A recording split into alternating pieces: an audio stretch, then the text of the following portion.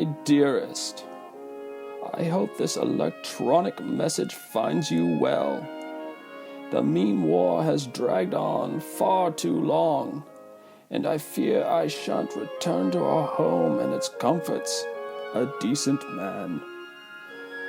'Tis hard to see the mighty prancing corgis and kitty cats, used to trample the dying and dead beneath their merciless, adorable beams. No dear wifey or bae near to speak a word of comfort. No living family nor Facebook friends to administer relief in that hour, the most sad in the history of humanity. Hashtag, oh the humanity. Hashtag, the horrors of war. Truly it may be considered the most cruel and awful scourge which can befall a nation. Heaven grant there may be an end soon. Hashtag, I wish this cruelty was over. Yours in regard, Captain Brutal, 1st Meme Brigade, Claw Army.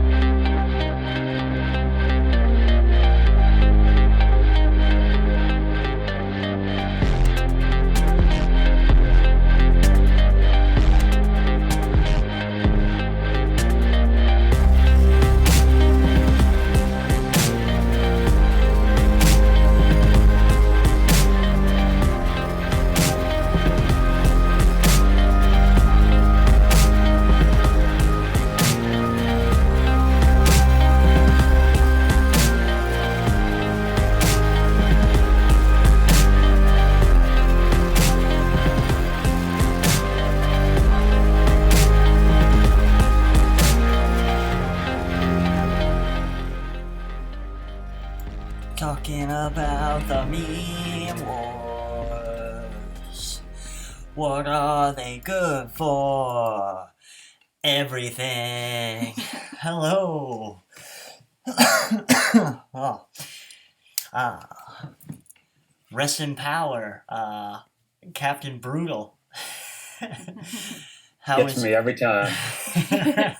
Pulls at the heartstrings. We were able to obtain from the Library of Congress some of these letters home from the meme war, and I have to say they tug at your heartstrings like nothing else. Welcome to the Culture, Language, and Art of the Worker podcast live stream. I am Sparks, Antifa Super Soldier. I'm Maddie, and I'm really digging my hair today. And I am Parker. I am always out looking for a nice dank meme. Aren't we all? Truly. Yeah, tonight we're going to be talking about the meme war. Specifically, who's doing it well, and more often than not, who's doing it quite so poorly. There's a lot that float around that we have issues with, and we'd like to dissect the problems with them and counter these kind of narratives that they build, false or misleading or otherwise. Before we get into that, a little bit of state of affairs. Andrew Cuomo, governor of New York, basically says, don't blame us for throwing 5,000 people into elderly homes, coronavirus patients, rather, into elderly homes, possibly causing an enormous health issue in those care facilities because Trump told us to. So there's your resistance party, people. Meanwhile, in New Hampshire, we have, as of yet, 208 coronavirus cases, given the level of traffic I've seen here on this beautiful Memorial Day weekend, I would say in about 10 to 16 days we see quite a spike. Yeah. Here and probably nationally. We're also seeing the first cases of this inflammatory condition with children, which is adding a whole new layer of scariness, Terrifying. terror Mm. to this health crisis. Do you want to talk about that for a little bit? You know a little bit about that. So essentially it's like how it's presenting in kids is it attacks their inflammatory systems, and in a lot of kids that get this that didn't have pre-existing conditions, once they recover from this they have like heart defects and like lifelong conditions they're gonna have to deal with. This is something we talked about before, to all these people who like to talk about how this is like the flu or no big deal or whatever. I'd like to remind you we have absolutely no idea what the long-lasting effects are going to be, both in terms of things like neurotoxic effects, things that affect the growth and ability for children to thrive. It's popping up in all the same hot spots that had like everywhere that has COVID, which is everywhere. They're now seeing this. Yeah. Nationally, we stand at 1,666,801 cases with just under 100,000 dead. So, everybody, please stay safe out there. Take care of each other. It ain't going away, unfortunately. But tonight is about the veterans, the meme war veterans. We certainly in 2016, during the primary especially, we saw just how great Bernie Sanders supporters are at meme craft. The Warcraft of memes, perhaps. And we It's saw... accurate. Go ahead. It's accurate. It is quite accurate. And we saw even better. We saw people using those skills and carrying them forward through the Trump administration in a just a very accessible way of propagating counter propaganda and counter narratives to the insanity we live with every day. And we saw again in the 2020 primary run of Bernie Sanders him just utterly dominate the meme space. Yeah. For real. You can't touch us. It doesn't hurt that he had the overwhelming support of young people. And that is going to be something I think that the Biden campaign lacks now and continues to lack, despite getting weird online personas to, take money to support him. You need that organic support. You need those fighters. It's got to be about more than money. Otherwise, you can't build anything. It's definitely going against him because I am definitely seeing more Joe Biden hair sniffing memes than I am like anything supporting him. Right. So. Yeah. Well, yeah, there's and the hair sniffing is like just the tip of the iceberg. So. Right. Right. There's so much like photographic evidence of him doing creepy stuff. Mm-hmm. With young girls especially. So like, a simple Google image search reveals Quite a the bit. ickiness a little bit. We did an internet search on him, and he was sitting in that bar, and he's like holding this biker woman close, and Yeah, the two guys. pretty pissed off about it. Yep, that's basically his whole career. Mm-hmm. That's his shtick. Yeah, 40 years. that is definitely his vibe, man. Mm. He's a weirdo. But he's also an unrepentant piece of garbage. So, neoliberal corporate shill. So, doesn't have any redeeming qualities as far as I'm concerned. Yesterday or the day before, he basically said that black people that vote for Trump are not black, whatever that means. Which is totally a statement that he, as a white man, can make. And it seemed like Charlemagne the God, who was interviewing him, was trying to say, listen, like, some people want, beneficial material conditions in their community. And then he went on to say basically that he will not preside over government as an economic progressive, whatever that means. He told Charlemagne the God to look at his 40-year record. He's still going to be Joe Biden. We know what his record is. It is that same neoliberal corporatism that has spawned many terrible economic and foreign and social policies for the past 40 years. Mm-hmm. As we've countlessly said, he's basically on the wrong side of every issue since he began serving the public. Mm. So he really is out there trying to prove that he's going to out right-wing Donald Trump. So please, we're afraid that there aren't going to be debates.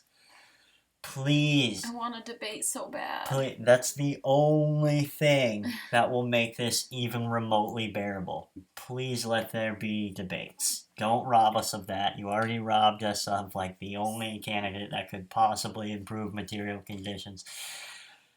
At least let us watch the spectacle. Watch kaiju fight. Yes, that is going to be the debate of the century. In terms of its absurdity, in terms of its Donald Trump criticizing Joe Biden from the left, probably, because he doesn't care about anything and he'll just say whatever he wants.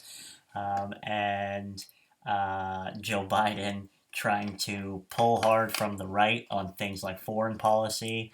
They'll have a contest on like who hates China more, or who's going to. That's like an hour right there. Yeah. I hate China more. Definitely. No, I hate China more. Yeah. No, I hate China more. I think Biden's. I've always hated China. Biden's definitely gonna like challenge him to push-ups or like a fist fight or something. Yeah. And oh, Pop, get my chain. Yeah, they'll both have a competition on who will gut Social Security and Medicaid first. So that'll be fun. In terms of policy, they're both garbage. But in terms of the absurd spectacle, it will be very fun to watch. So please don't rob us of that. Yes, that. Neither of them are scared of coronavirus, apparently. And if Biden can Zoom with like everybody, Keegan-Michael Key, or I forget who he's been doing it with, Stacey Abrams he did the other day. He dragged Bernie Sanders' corpse out there to, gloat and make him fall in line, which, hate to say it, guys, but the Sanders campaign is apparently demanding that people sign a pledge saying they won't criticize Joe Biden. Nothing screams democracy and fighting for political revolution like a contractual obligation not to criticize one of the worst corporatists, especially on the left side of the aisle, in modern history. So that's funny, and in 2016. No, it was after Trump was elected. There was a meme going around, and it was one of my favorite ones. So there's Trump looking downtrodden. There's Putin with a big smile on his face right next to him. And he says, "What's your name?" Reek. I guess Bernie Sanders is Reek now. Mm-hmm. Yep. We'll get to some of the Russiagate stuff for sure. Yeah. Because that's been fun. And certainly will play a big part in this election. Who wouldn't want to let Robert Mueller, FBI director under George Bush, continue to loom large in our politics in 2020? And talk endlessly about how Russia meddled in our elections and not at all about how corporations do deliberately. So that will be fun. But yes, Bernie Sanders has come to heel. Yeah. He's a good Bend guy. the knee, Sanders. So yeah, if you need to cry about it, great. But where is our champion now? Anyway, We're getting off I'm topic. gonna get very sad if we keep talking about how just absolutely horrible this reality is and how there are no heroes ever, except for Captain Brutal. He was known for charging the line during the great cat meme battle of 2019. And he saved like 100 e-girls.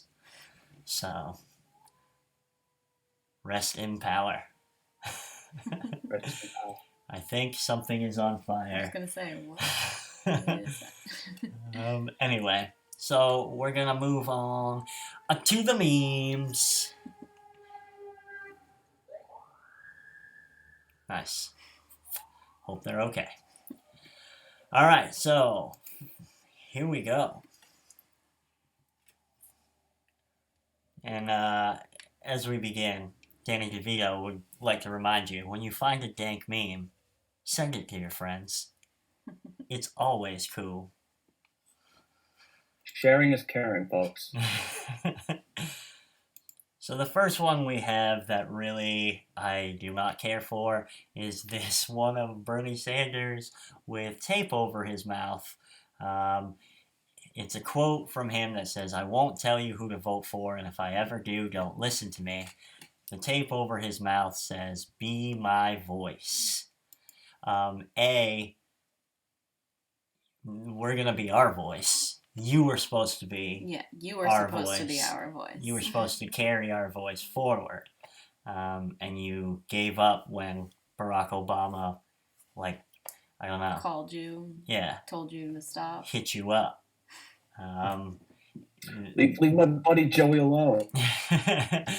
I think we all remember the countless revolutionaries that were stopped by a phone call from one of the most entrenched partisans of the exact system they were trying to defeat. So thanks, Obama. It always goes. But also, Bernie Sanders is not some hostage. Yeah. Right? He chose to. He made his choice. I'm not gonna run on disrespecting the guy. He served his purpose. It failed ultimately.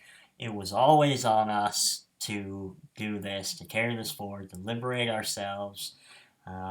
And so, it would have been nice to have somebody who gave a damn in the highest office, but no such luck. Exactly. And my biggest resentment comes from the fact that his entire campaign was based around being the organizer of the American people, of being able to bring them together and organize them around improving material conditions and defeating power, or at least making adjustments to the nature of power within his system. And that didn't happen. And he showed that he was not the one to be able to do that. So, rest in power, Sanders campaign, but you are not a hostage, and we don't feel bad. We have to keep up this fight. Everybody's scared of Trump. But, like, to say that Joe Biden is arguably, like, somehow, I don't know, by nature of having a D next to his name better is to completely misunderstand power and conditions. Anyway. Yeah.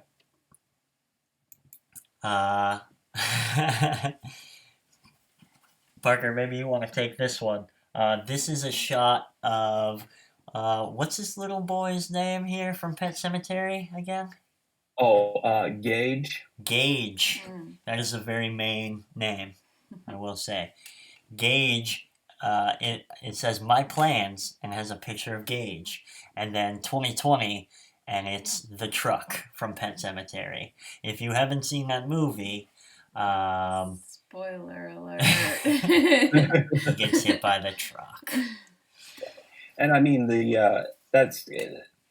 is like the first one I just like grabbed, but it's kind of like a bunch of memes that are like this. The biggest one I keep seeing, and I'm surprised they didn't pull this one up, but it's the little girl from Hereditary as My Plans and the telephone post as 2020. Yeah. These are funny, but at the same time, it's just like I get it. We all had plans, but you know what they say about the best laid plans. Right. And my plan actually was to be knee deep in a global pandemic and at the edge of economic collapse. So it's working out splendidly. It's all going according I am to so plan. happy that your 2020 plans went on without a hitch. I saw it coming, man. If you read Marx's Capital, you could see it coming too.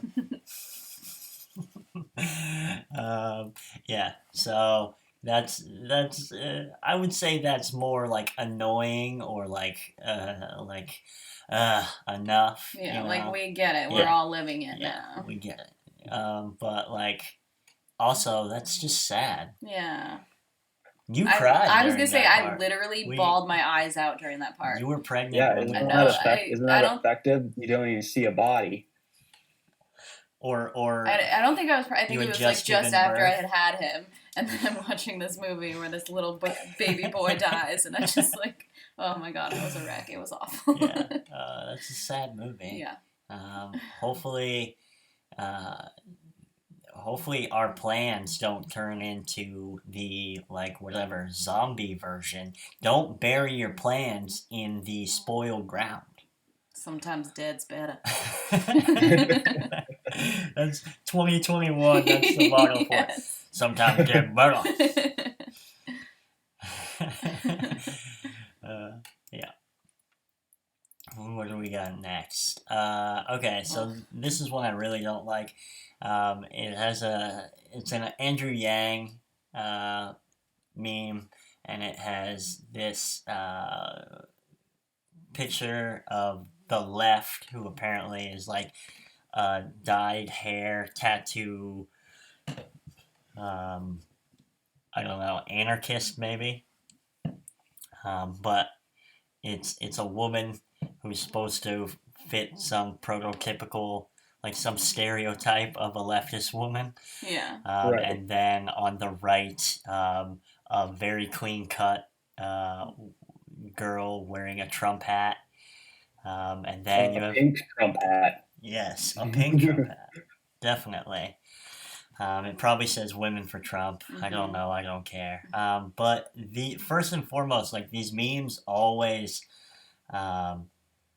like, as far as being like, hey, using these kind of like, I don't know, definitely pointed pictures of leftist women always, seems cringy at the very least. Yeah. If not deliberately offensive. It's like the hippie the dreadlocks pictures they always use when people are trying to, roast anarchists and be like, you guys are just a bunch of dreadlocks, whatever. So it's whatever. So it says the left say it's all the Republicans' fault. The right say it's all the Democrats' fault. Forward, it's all of our fault for electing politicians who would rather argue with each other than work together to solve the problems we're facing. This is a great microcosm of exactly what Andrew Yang doesn't understand. First of all, this argues from a positional perspective, which, left and right is fairly meaningless in terms of ideology for the most part, for most, voters or whatever. Most Democrats are not arguably on the left, and most right voters are there is more in common ideologically with Democratic voters and Republican voters than there are with, I don't know, your average liberal and communists like myself. And so the left-right divide is really unnecessary and foolish. And secondly, this whole thing about forward, Andrew Yang has some of, quite possibly, the most reactionary policies I saw put forward by a candidate, maybe Joe Biden excluded, in terms of it's fake progress. Things like UBI don't do anything to change the relationship to capital.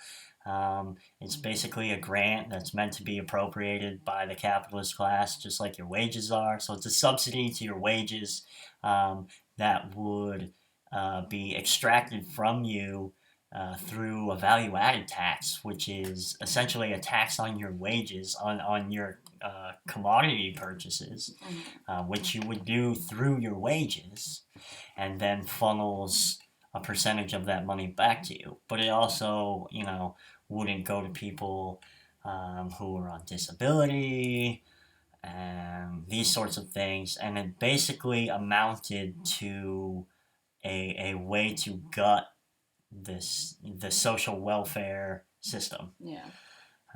Of giving you a flat rate that doesn't change anything, and advocating from a position of legitimizing this exploitative system, not changing it at all. And we've roasted him before about his kind of out of touch, because he's so that's what I find Ford. That's what I find funny is his concept of Ford is I don't know, is it triangulating positions, because that's bad politics, and just we saw that with Hillary Clinton. She was trying to triangulate every position she had. And ultimately, one of the reasons she lost, there was no definitive plan. So, this concept of, triangulating between the left and right, this concept of, centrism, that's not Ford at all. In fact, it will allow things to get pushed to the right very easily, given the conditions of our present moment and the nature of this system.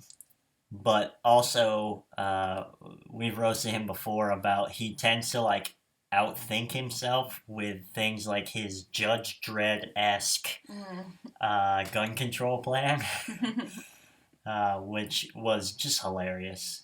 Just very good. I think we talked about it on our last episode when we were talking about Demolition Man. Yeah. So go give that a listen. But I mean, this is also, that wasn't the first time either. It's just it keeps coming back around. Well, it's hilarious. It's It a is. hilarious non-solution by someone who truly doesn't get what the actual problem is. Right. And I saw another meme with Yang where he had a picture of Bernie Sanders and a picture of Donald Trump, and it was the same thing, left, right, forward. Oh, here, I have it here. Actually, I can look at it.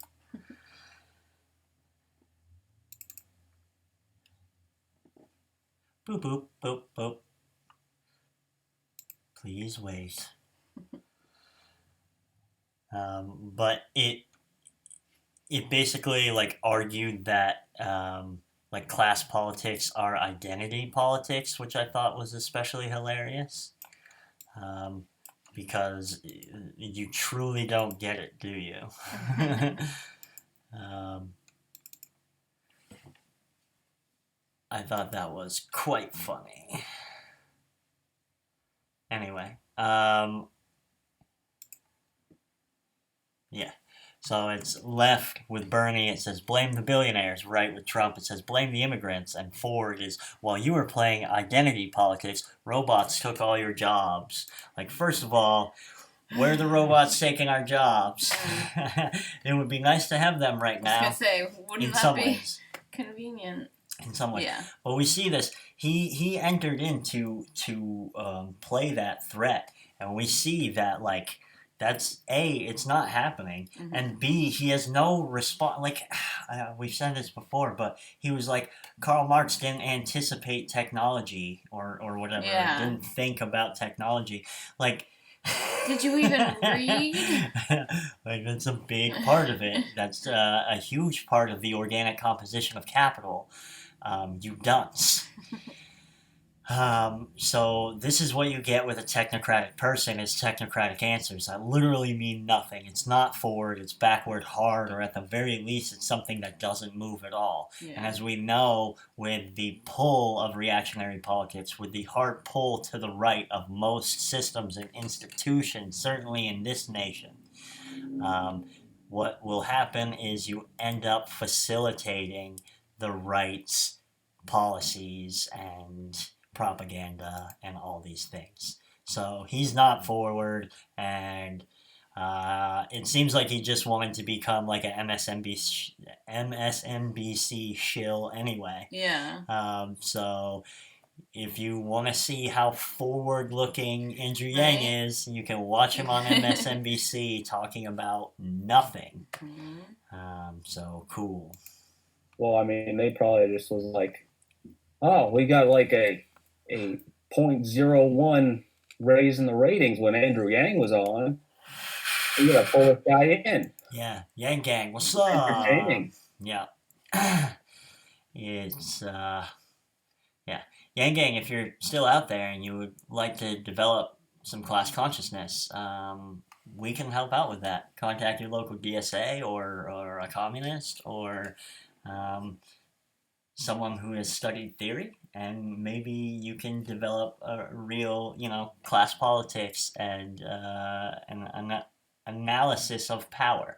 But I'm never going to trust a venture capitalist to solve the problems capital has created. So thanks, but no thanks.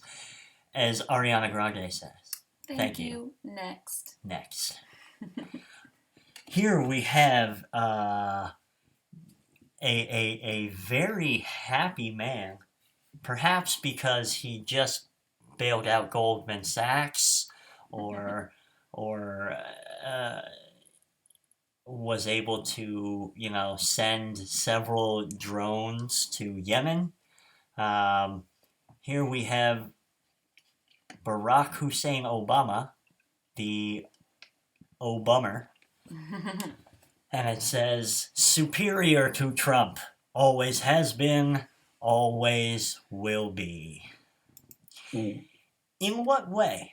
Everyone's got these like rose-colored glasses on about Obama. Yep. And W and Yeah. Clinton and yeah. I've seen this one several times, but I've also seen like a bunch of others of saying about like pretty much every past president is superior to Yeah. Trump, and it's just like They're like, even Bush looks good Yeah. now, huh? okay, No. George Bush is the Yep. worst U.S. president Yeah. of all time. Hands down. Certainly the worst modern one. Arguably the worst of all time. I don't want to hear for a second people rehabbing his legacy of blood and misery by even trying to compare him to Donald Trump. The only reason Donald Trump exists out as he does The only reason he was able to obtain power is because of the path that was laid by warmongers, by just brutal, inhuman pieces of garbage like George W. Bush and his administration. And you know what, folks? The Obama administration did absolutely nothing to hold them accountable for it, and in fact continued many of his policies, and in fact turned many of those policies into very, very violent ones. As Chomsky said, where Bush simply tortured people, Obama simply killed them. He ran a clandestine assassination program all over the world. That still goes today. So okay, Bush gave Trump the Patriot Act, and Obama the drone program. Obama gave Trump the Patriot Act and the drone program, and both of these people, and Clinton included, handed the keys of a death machine to a melted brain fascist like Donald Trump. So if you don't recognize the terrible things in your past, you really don't have any feet to stand on to criticize the present. What are you judging from? What norm have we deviated from so much? That's why most of this is about rhetoric or about aesthetics, which, as we know, is important to voters in general, but like to liberals especially. They care more about aesthetics than they do about things like material conditions or things like, I don't know, assassination programs or economic policy that doesn't result in lots and lots of deaths.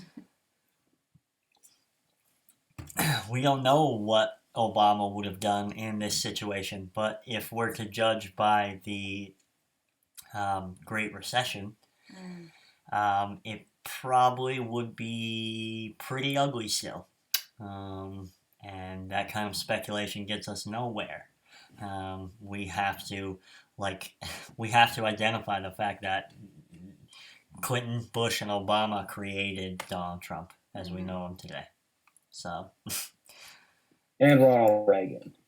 Reagan for sure. I mean, if you want to go back really to it, Nixon, who's Donald Trump's hero, that's right. Who was the beginning of the modern age of these terrible presidents with highly reactionary economic, foreign, and domestic policies.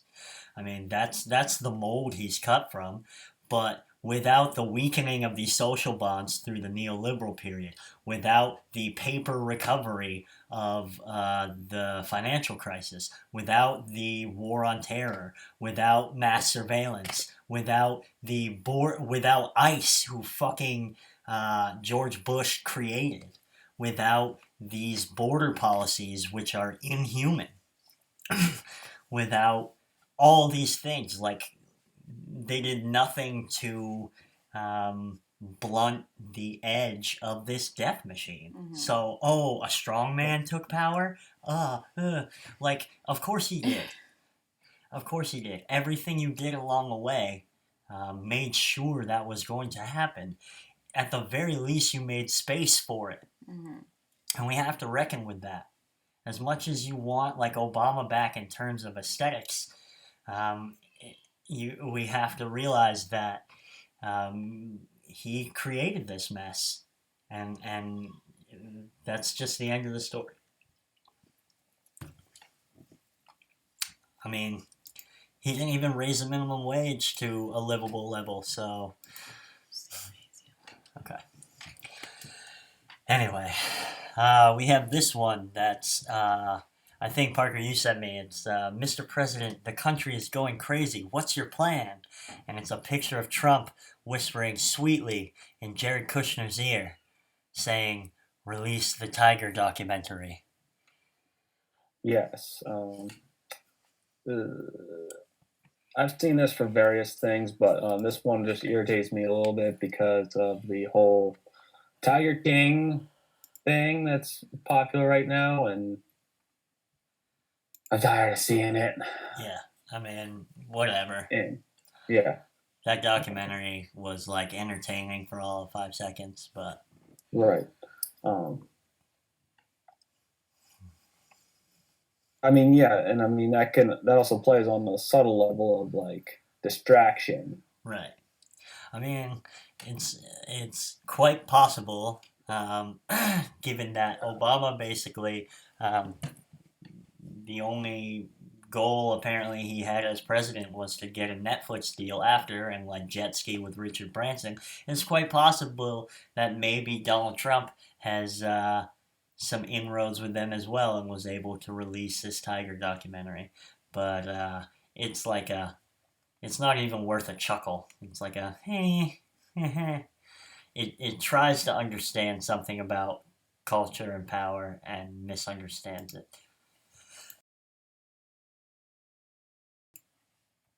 All right. Next, we got Tyler Durden sipping a beer, saying it's called a joke. We used to tell them before people became offended by everything.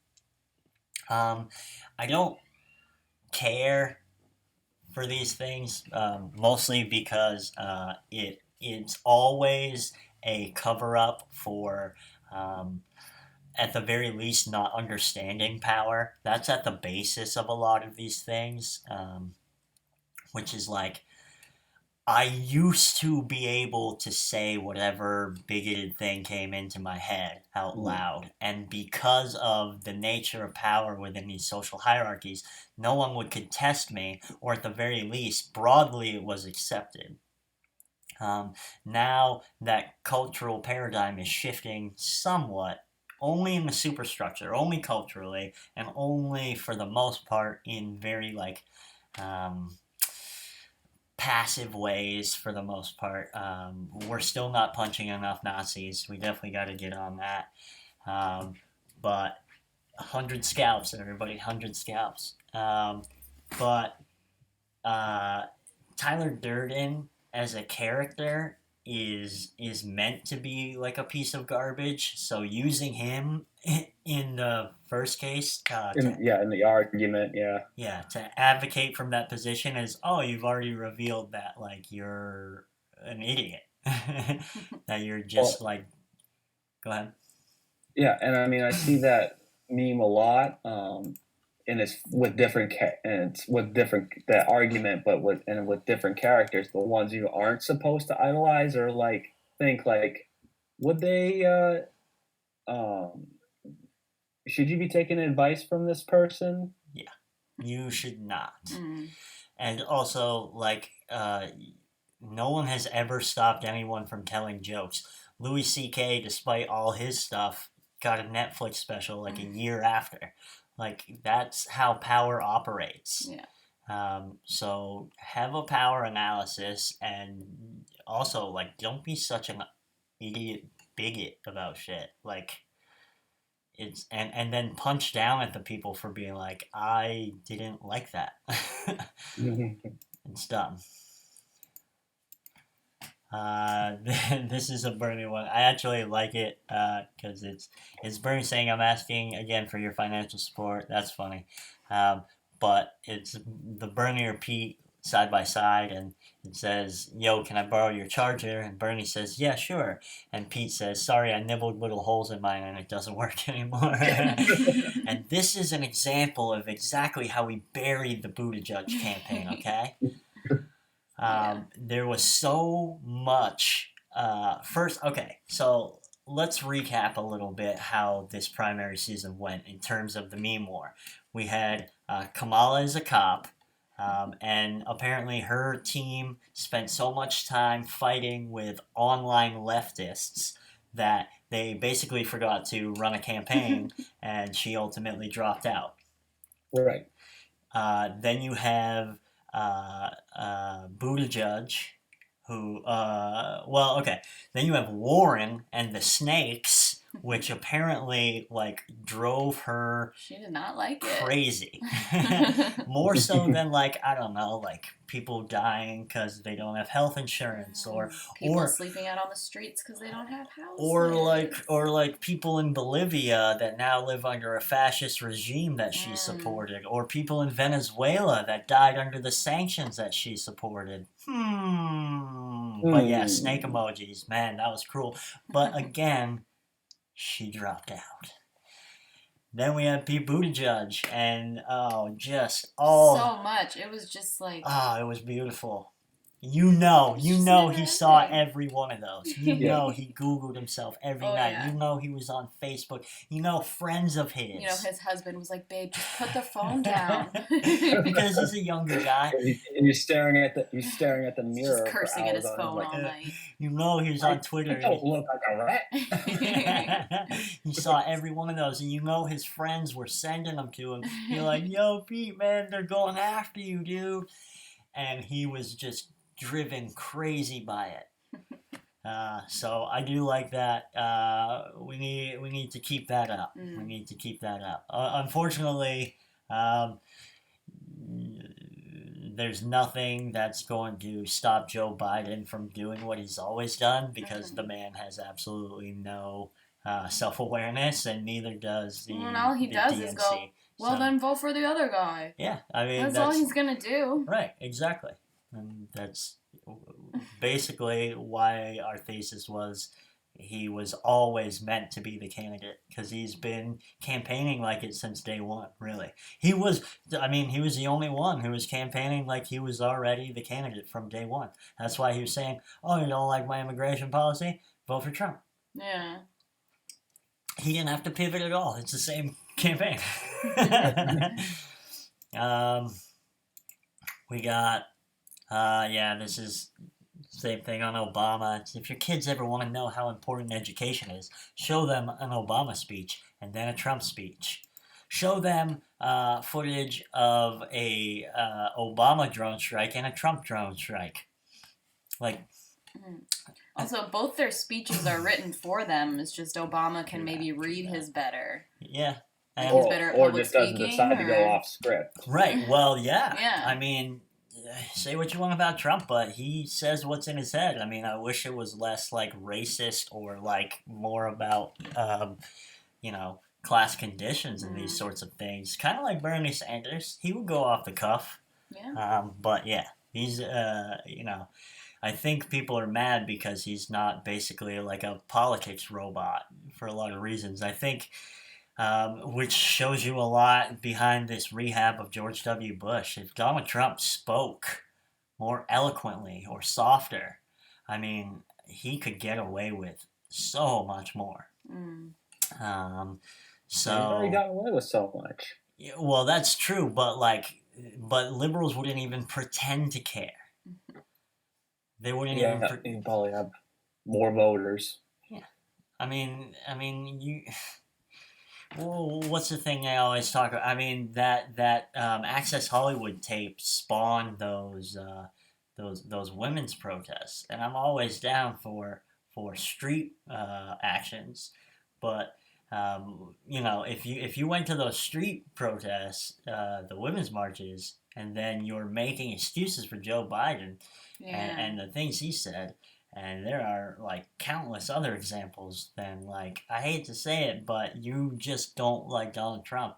And that's fine, but I'd encourage you to develop a class consciousness and a power analysis, especially if, I'm a man, and I don't want to mansplain, but, like, feminism is liberatory, yes? Yes. Right, it's not about, like, picking the least of the worst men to be ruled over. It's about not settling for... Yeah. Again, I'm a man, but that's my impression of feminism.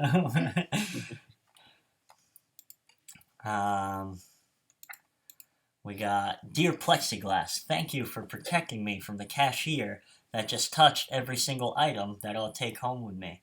It's not to protect you. Yeah. It's to protect them. Yeah. Yep.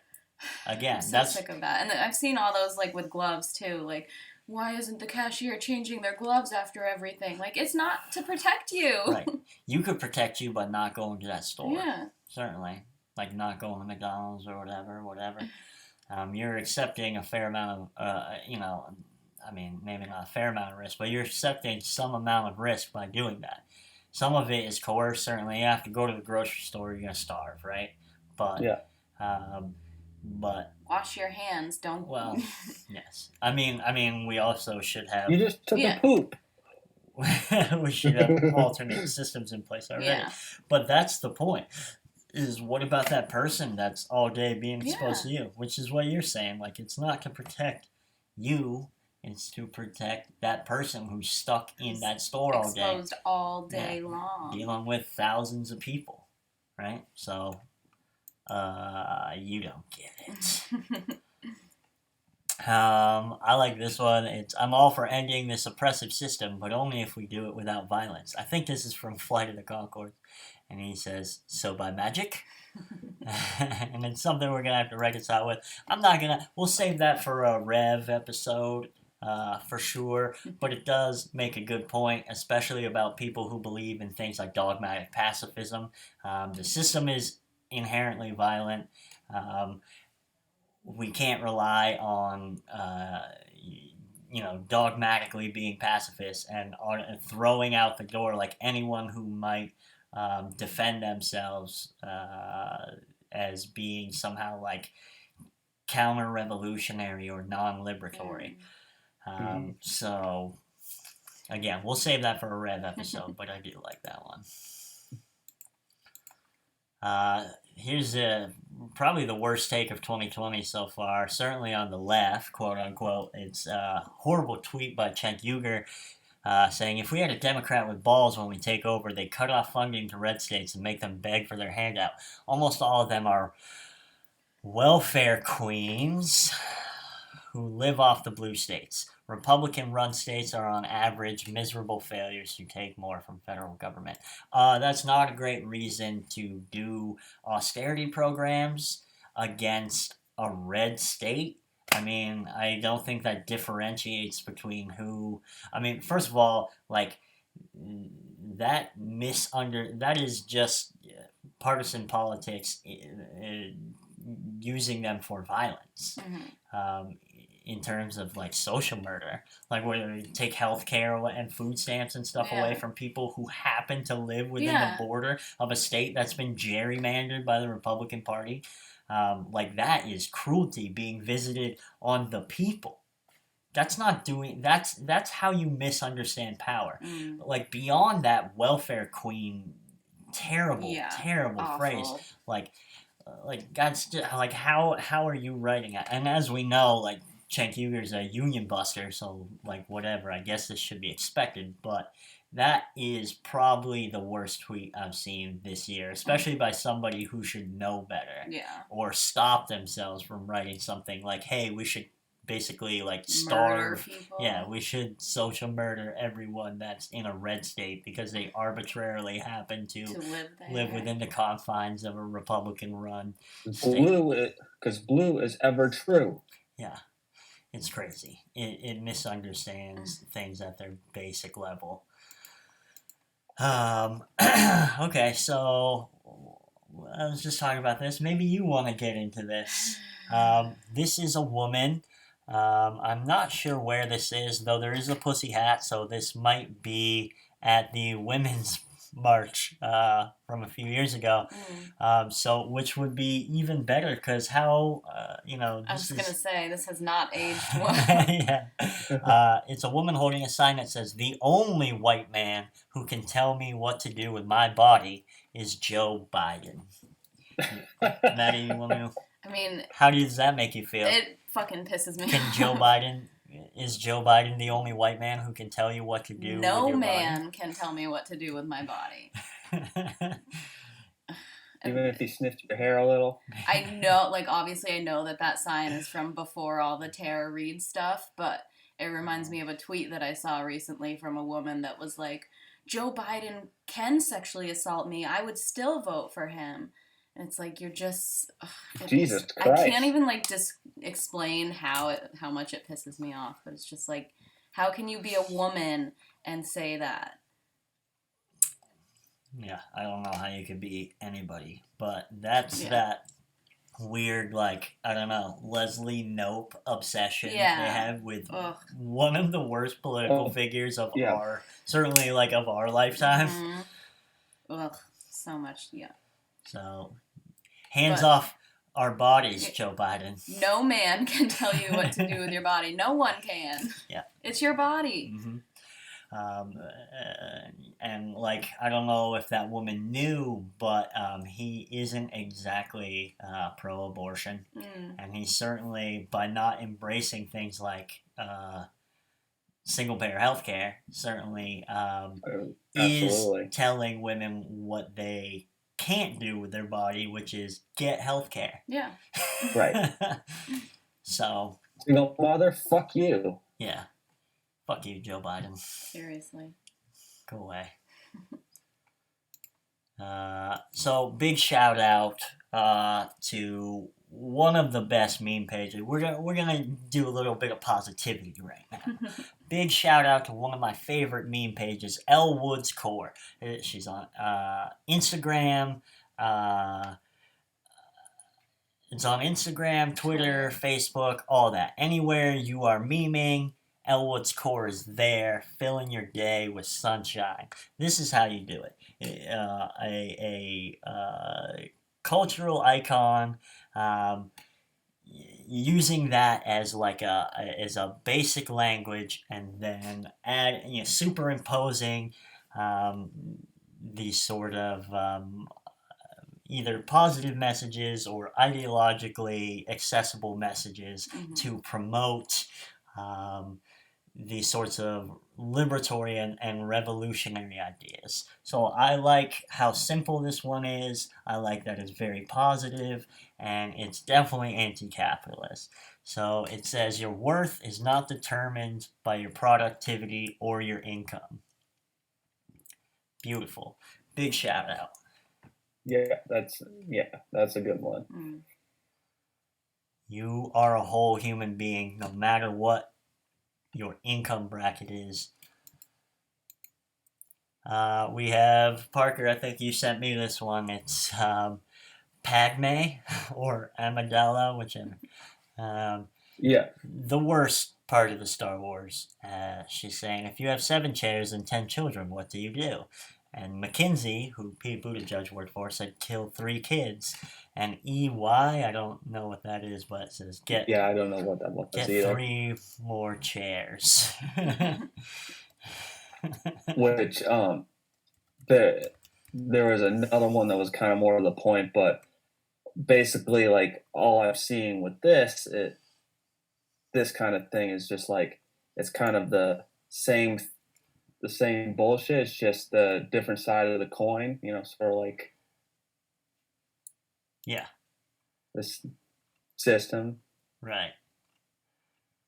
EY is some kind of other like think tank. The global organization, Ernst & Young Global Limited. I'm guessing they're also terrible. Let's take a look at this. Who we are. Builders of a better world. Of a better working world. Gotta keep working. I don't know. I don't want to say this is bad until I know. Yeah. So I'm withholding judgment here. But it looks like something I wouldn't like. Withholding judgment. So you get a pass today, EY. Well, there's this other one. It's got like smaller fucking text and shit, but it was kind of more to the point. I thought just this one would like kind of illustrate it easier, but they substituted Anakin with 3G Capital and Obi-Wan with Goldman Sachs, and Padme is asking the same question, and basically both sides say the same thing, like just one's longer. Yeah. A longer explanation of it. Yeah. Goldman Sachs says unique opportunity to buy more children in a sector ripe for consolidation. And 3G Capital says basically the same thing, but a longer explanation for it. Yeah, it's all nonsense. Yeah. It's all PR nonsense. As we know, PR was started by the proto propagandist who ultimately Goebbels looked up to, and I think was related to Sigmund Freud, but that's whatever. But yeah, the PR industry is basically how power is part of the soft power apparatus. So I wouldn't trust anything that comes out of it. That's why memes are awesome. It's culturally relevant, bottom up propaganda. Let's see, what do we got here? So we have these Capitol building protests, I assume. A shot of the Boogalooers, or whatever they're calling themselves now, with their AR-15s, and then we have a shot of the American quote-unquote revolutionaries beneath that, and it says, if you laugh at these guys, then you would have laughed at these guys. Yep. Laughing at both of them. Yes, they are both bourgeois reactionary non-revolutions. So Just one's got AR-15s, the other one's got muskets. Yeah. So yeah. Whatever. I am laughing at both of them. Like it's yeah. Haha. Yeah, whoever created this meme was a failure. Yeah. If you consider yourself like anti-imperialist, like I know a lot of libertarians do nowadays, Yeah. and revolutionary to some extent, and you worship the founding fathers, you might want to research about the founding fathers, because they were garbage. We are still living with their terrible, terrible reactionary bourgeois like legacy today. So get over it. They weren't good people. Right, and don't give me that crap. Well, that was the times. No, they could have did something better. Well, even beyond that, even if you were trying to advocate from a position of material conditions, like they just shifted who had authority over the resources and your labor. You know, this emerging bourgeois merchant and manufacturer class, these like landlords basically, and shop owners or merchants, and slave owners, largely, just said, okay, well, you know, the king doesn't own you anymore, we do. So you didn't do anything except shift it around to solely their benefit. So right, and I'm just saying, like, you didn't have to own us. You could have actually just liberated us and been done with it, assholes. Yeah. Again, time traveler. What year is it? 2020. Time traveler. Michael Scott cringe face. Yeah. I've been seeing so much of that cringe face. Yeah. This meme is cringe face. Yes, it is. Here's one. I think it's from some Extinction Rebellion chapter, I guess. I don't really know how Extinction Rebellion is compartmentalized, but it also could be fake, but whatever. It says, Earth is healing, the air and water is clearing, Corona is the cure, humans are the disease. No. None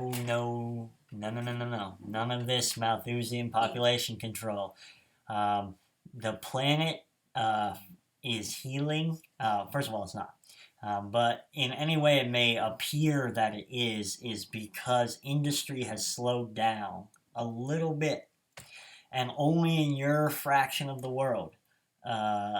There's still extractive processes going on all over the place, and they will continue. So humans are not the virus or the disease or the problem intrinsically. The problem is capitalism. The problem is the profit motive, both economically and ecologically. So, I see a lot of the same things with like, it would be like a picture of a pile of straws or something. And this is just Or shifting the gloves and blame. masks. Right, yeah. Mm. This is shifting the blame onto some hypothetical individual. It's making a straw man of human beings in general, which, I mean, even if all of us Westerners are deliberately like throwing our garbage into the ocean, right?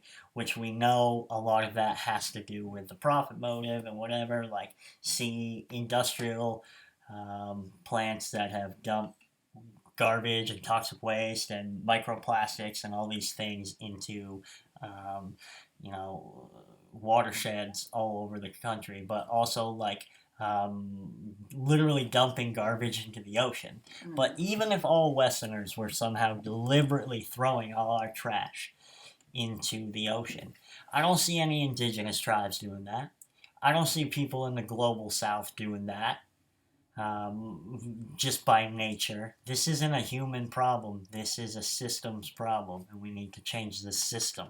If you're advocating that we deserve to die from this because we're intrinsically terrible, you need kind of a wake-up call. Mm. That's how genocides get started. And anyway, I heard in the next 2 years we're just gonna blast the garbage into space. Well, that'll Like, solve fuck it. it. Yeah, that'll solve it. Cool. When it What if it comes falls back down, or when the aliens shoot us with their garbage. Mm. Their That'll- garbage is bigger. What a great idea. What a great idea. I mean, to some extent, we already do shoot garbage out into space. Yeah. That's basically Elon Musk's business model. So, cheers.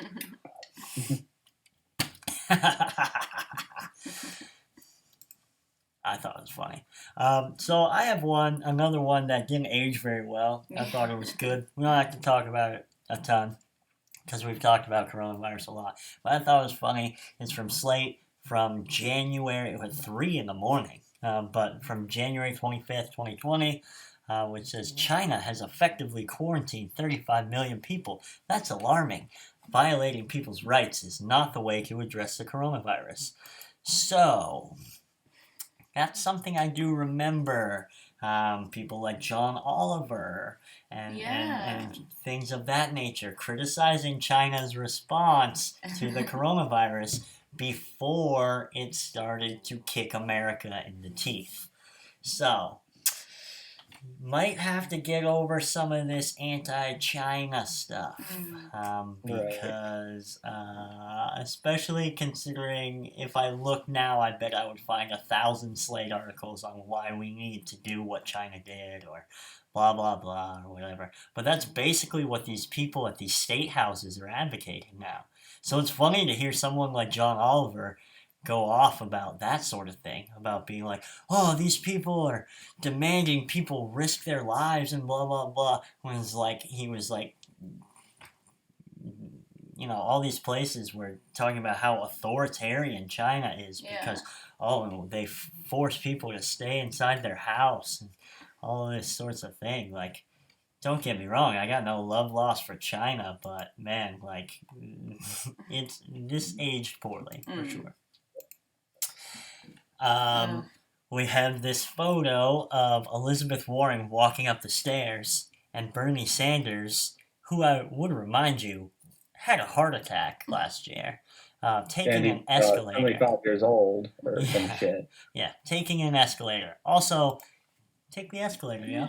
But this is Save your probably energy for the more important fight. Probably the most feminist picture I've ever seen. Totally. Really. I bet Bernie Sanders didn't even let her on that escalator. He was like, bros only, no hose. He was like, you should take the stairs because you need to exercise. Yeah. Oh, no. Oh, man. Taking the stairs. That's feminism. Mm-hmm. and Bernie Sanders took the easy road, I guess, is what's inferred, and Elizabeth Warren took the hard way. And she came out ahead. As evidenced by, most recently, her completely backing down from Medicare for All to possibly to try to appease the person she built her political career opposing, who is Joe Biden. Because she wants to be his VP. All her bankruptcy stuff, what she built her political career was advocating against the positions of Joe Biden and his bankruptcy nonsense. And now she's completely abandoned all of her, political projects to maybe get the vice presidency under someone by any standard should absolutely loathe and should be actively working against. But hey, let's build consensus with the people who are trying to tear down the things we're trying to create. Oh, that's the stuff of nightmares. Oh, yeah, you're gonna have bad dreams after seeing this. I don't know precisely what horror movie this reminds me of, but it is disgusting. It is a picture of Nancy Pelosi with an anthropomorphic constitution. It's hugging her. And she even she looks very, very uncomfortable being hugged by this. It reminds me of something like from The Cell, that Jennifer Lopez movie. Yeah. It reminds me like a founding father or something. Right, yeah. It reminds me of something you would see in a very obscure horror movie. Just so much cringe. Yeah. So much cringe. This actually reminds me more of the cinema of the unsettling, like from The Office. Yeah. It's terrible. Yes, I'm sure, the Constitution loves Nancy Pelosi and her support of, private capital, which, whatever, the Constitution probably does. Yeah. But, and things like the Patriot Act, which kind of intersect that, collide with it, I guess. Mm-hmm. Several of its foundational aspects. She loves it. But remind you, if Donald Trump had written the Constitution, she'd probably tear it up. So. Yes, Queen. Yeah. Oh, yeah. I didn't even bring that meme because whatever. There's one more thing about this is this kind of looks like she's like, I gotta protect the people, so I gotta put out to the Constitution. Yeah. I don't want to do this, but I'll take one for the team. It's Joe Biden behind that. That's so much worse. Okay. It's like sniffing her hair. Yeah. Yeah.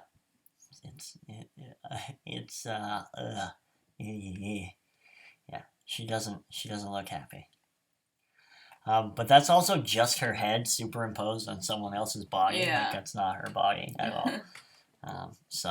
She's got skeleton hands. She's got witch hands. You got witch hands.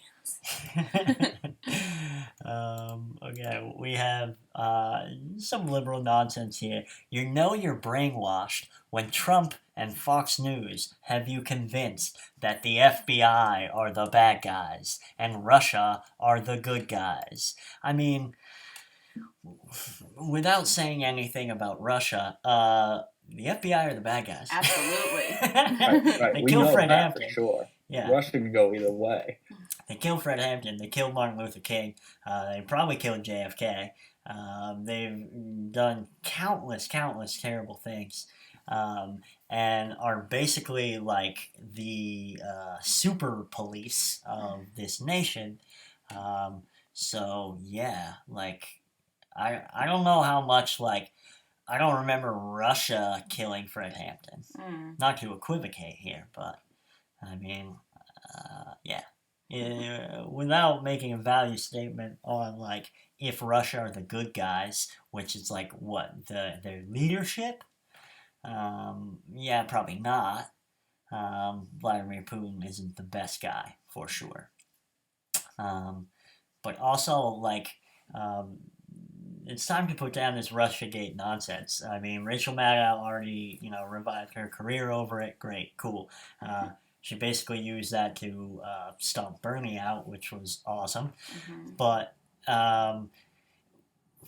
whatever, dude. Like, if you're worried about Russia meddling in our elections, first of all, like, A, we meddle in everybody's elections, and B, the DNC meddles in their own elections, I guess, Right. and private corporations have meddle in every election ever. They probably, meddle in your local comptroller race.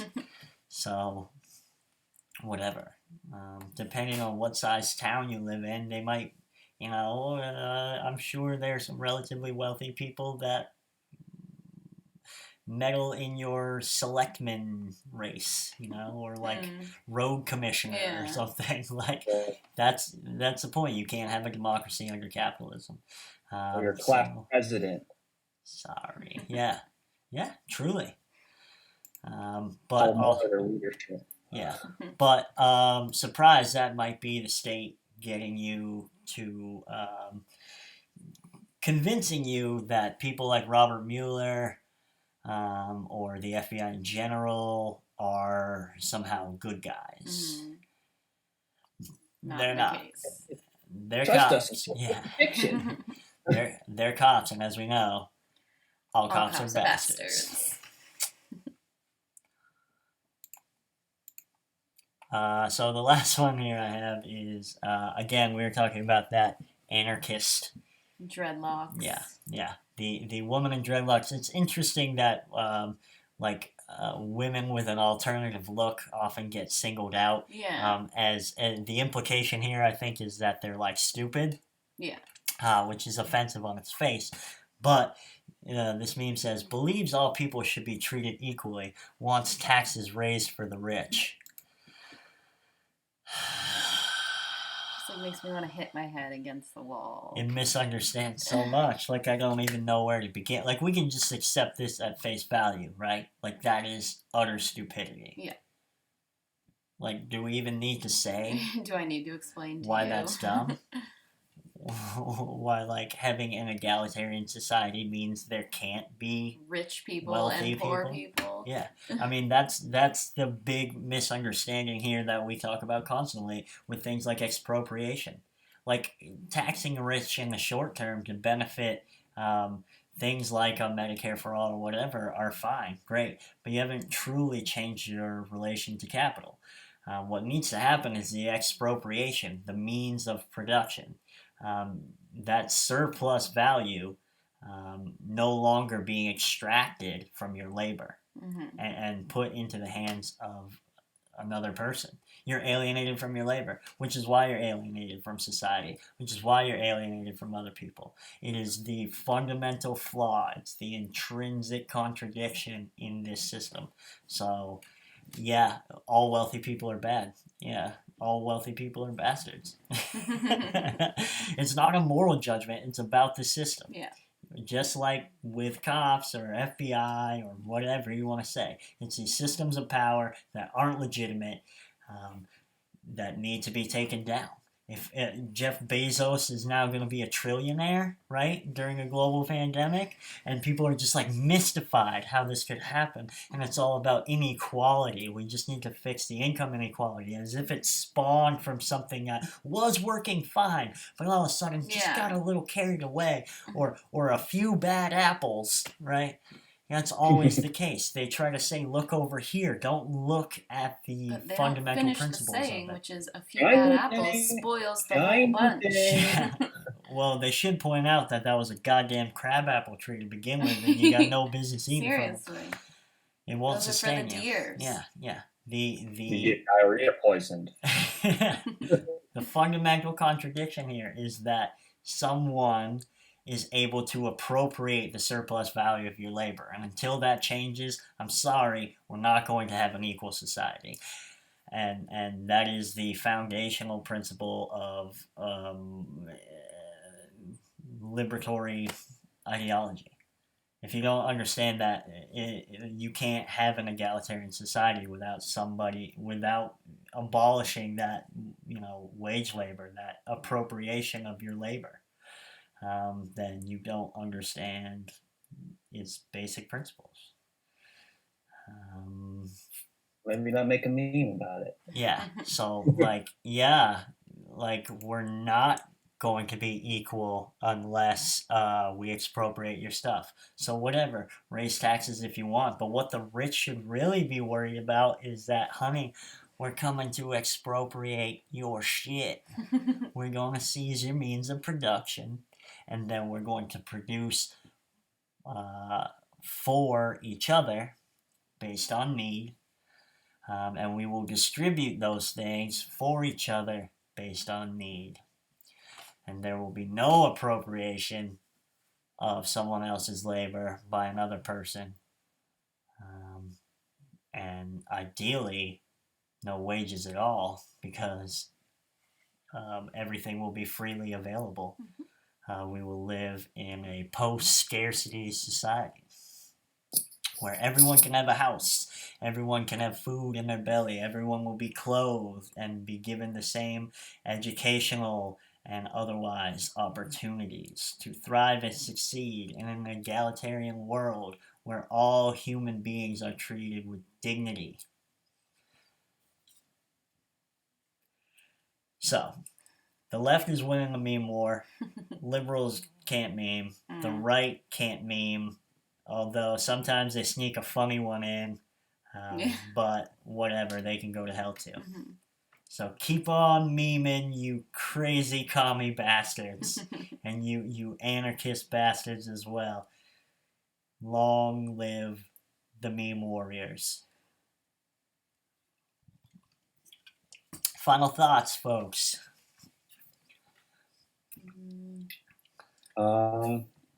Find more meme pages like Elwood's Core and share those, and not these stupid liberal memes. There are great ones out there. There are great ones out there for sure. 8-bit communism is a great one. There are lots. I'm going to go the other way with it. I'm going to say pretty much all the ones Tommy Chong shares. They're like the fishing for hoes or fish for nudes. Fucking hilarious. Tommy Chong, Bernie Sanders supporter. Also hates Joe Biden because Joe Biden's policies put him in prison for selling bongs.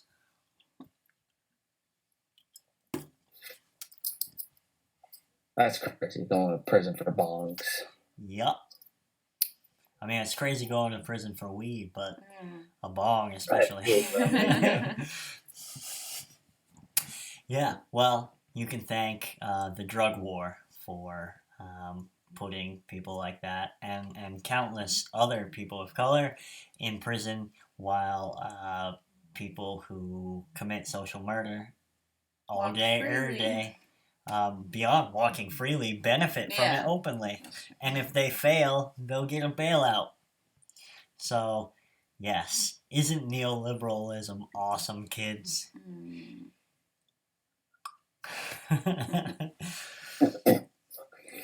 Anyway, thank you for watching our live stream. This is the Culture, Language, and Art of the Worker podcast. We will be back with some more episodes going forward. Sometimes we're antisocial, but we are always anti-fascist. Workers of the world, unite!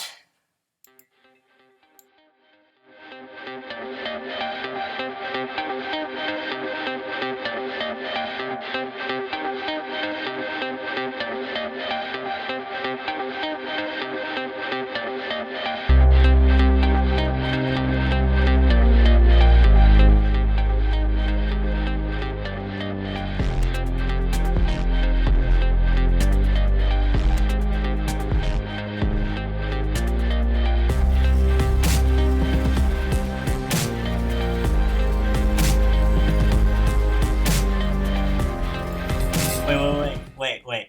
I want to play Parker's Civil War thing again. My dearest, I hope this electronic message finds you well. The meme war has dragged on far too long, and I fear I shan't return to our home and its comforts, a decent man. 'Tis hard to see the mighty prancing corgis and kitty cats, used to trample the dying and dead beneath their merciless, adorable beams. No dear wifey or bae near to speak a word of comfort.